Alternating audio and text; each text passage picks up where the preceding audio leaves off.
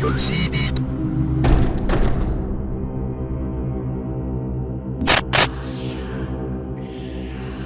Don't be afraid, kid. It's just the shotgun.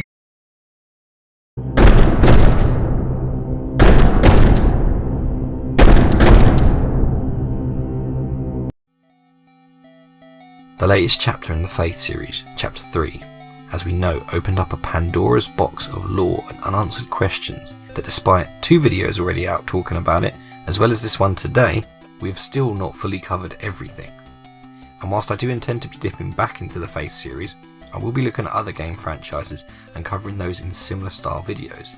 But I will always come back to Faith when there's topics to discuss and unanswered questions, as well as characters that require a bit more analysis.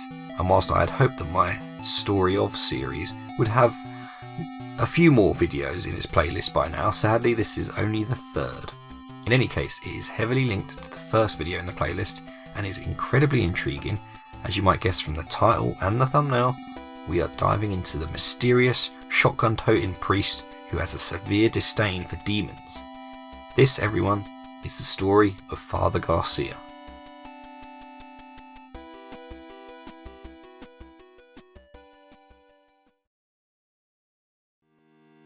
Now, whilst Father Garcia has much more screen time than, say, Michael Davis through the 3 chapters, there is actually less concrete information on Father Garcia's backstory than we would like.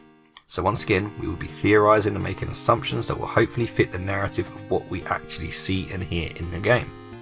But let's break down what we do know for starters.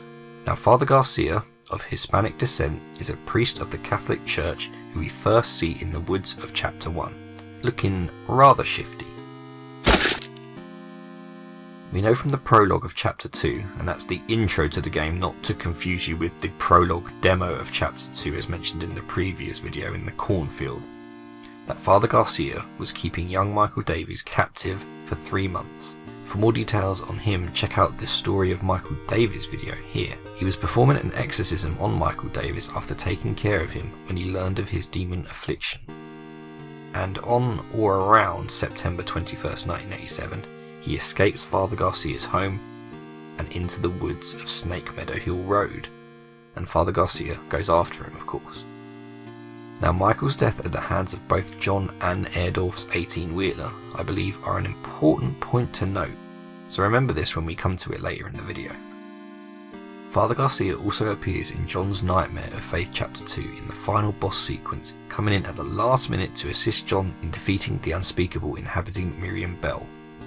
Now, what I think is really important to note here is the rotoscope cutscene. At first glance you might think it's not that different to any of the others, but it very much is, especially if you compare it to the original cutscene from Faith Chapter 2's original release. Here we have a more concrete look at Father Garcia, and admittedly it kind of just looks like John but with a grey outline. But why does it matter that the version in the full game is just an outline? The reason it was changed was to reflect John's current relationship with Father Garcia. We find out in Chapter 3 when Father Garcia comes in clutch at the boss battle again that this was the first time that they had met. So not in the church itself and not at any point between the events of Amy Martin's exorcism in 1986 or up until John's return to the Martin house in 1987 did they ever meet. John only knew Father Garcia through the letters Garcia had sent him. The letters we see are the ones relating to the cult and what John had to do to stop them. It is highly likely that letters were exchanged prior to the game's main events. I theorise that Father Garcia knew of the cult at the very least sometime before September 1987, maybe even prior to Father Allred's mission to exorcise Amy on September 21st, 1986. He has such a drive for destroying the demons and the cult. We see in the true ending of Faith Chapter 3, Father Garcia looking to recruit John to help him in the fight against the unspeakable. It's potentially why Michael Davies was put specifically in Father Garcia's care, as he is well versed in the demonic and the occult that he is likely one of the few that would succeed in saving Michael. Fortunately, that was not to be. Before I come onto that alternate ending, you know the one I'm talking about, I firstly want to bring up the importance of characters' colours in this game once again. We talked about it briefly in the last Faith video. However, Father Garcia specifically is coloured in grey. He has a grey outline, moreover a dark grey outline. Now if you have as few characters as Faith does throughout the 3 chapters, let's face it, there's not too many. Surely you would make the character colours as distinct as possible, right? To me that just seems logical. So why wasn't Father Garcia maybe a green, or a nice teal, or a brown?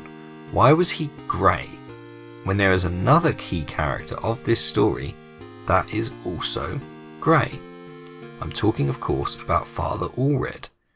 The fact that he is grey and Father Garcia is a darker grey, to me is a clear reflection of how John views him.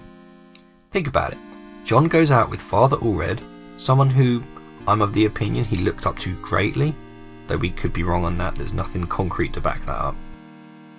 He then returns to the basement after taking Bob and Cindy Martin away from Amy during the exorcism, only to find Father Allred dead, blood dripping from his eyes and positioned like an upside down cross to add insult to, well, death. We know how shaken John's faith was after the events of September 21st, 1986, as well as what happened 1 year later. His nightmare of chapter 2, showing his cross as silver rather than gold, already showed his waning faith. But hope sprung anew. Letters from a Father Garcia of the church, not only believing him about his events, but knows enough about the cult himself, and more importantly has the conviction to go headfirst into the darkness to defeat them. Something John can certainly admire, and someone that would have helped him restore some of his lost faith. Another person he can look up to and can hopefully trust that his word is true and that he is not another false reality or bad actor. You could say he is a real father figure for John. Make one more joke like that, and I let you to my wisdom head blown off by my perfection shiny people. Okay, moving on. And finally, the endings for Faith Chapter 3, which show Father Garcia in 2 very contrasting lights. In both, he attempts to recruit John to help in his fight against the unspeakable. Picking Father Garcia for the true ending will get a super positive true ending with good meme fuel, and both of them driving off to continue the fight against the unspeakable. Father Garcia now has an ally with strength and conviction like his own, willing to go to any lengths to stop the cult, as he would do himself. We then see this rather desperate side of him come out in the alternate good ending, whereby if you make sure that Lisa is killed in the battle with Alu, John, despite stopping the profane Sabbath for now, Gary and the cult are still alive and the unspeakable will return. John has lost too much at this point and does not believe in himself, and his faith in God has been well and truly shaken to the point he cannot even continue to be involved in this fight. A rather fair justification given everything John has been through, especially now losing Lisa after what we learned about them in the last video. Watch that up here. He has failed to save those closest to him and those he wanted to help, but to Father Garcia, none of that matters. Look at this scene. Look at how unhinged he looks. This man is so desperate for help in the fight against the unspeakable that he is literally threatening John to help him. And if he doesn't, he'll kill him.